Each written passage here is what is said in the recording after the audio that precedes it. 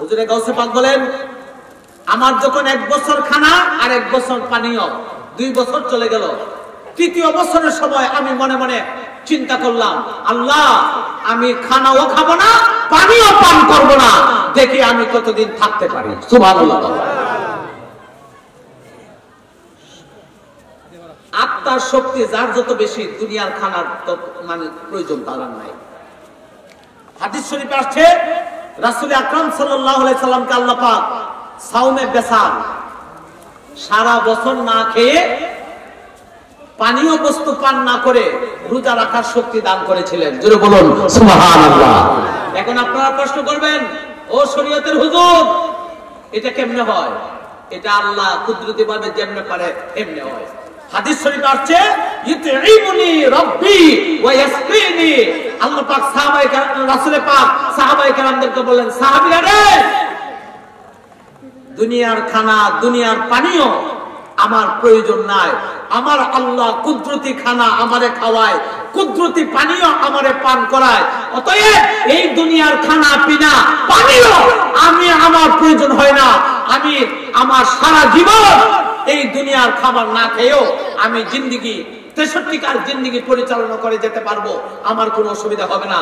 তবে হ্যাঁ, আমার উম্মতকে সুন্নত তরিকা শিক্ষা দেওয়ার জন্য, এই দুনিয়ার খাবারের সিস্টেম বোঝানোর জন্য আল্লাহ পাক আমাকে অর্ডার করেছেন, রাসূল আপনি খাবার খান, খাবার খায়া আপনার উম্মতদেরকে শিক্ষা দেন তারা কিভাবে খাবার খাবে। জোরে বলুন সুবহানাল্লাহ।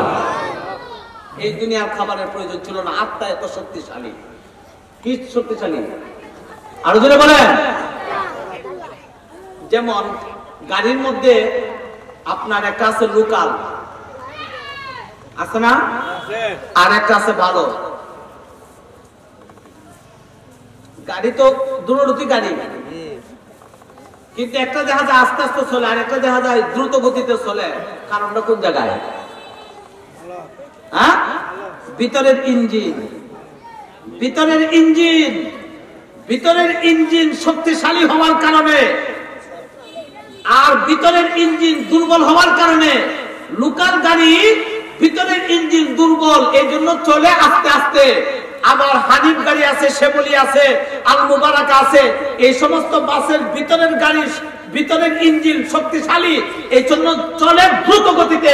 লোকালকে অনেক পিছনে পালায়া এগিয়ে যেতে পারে।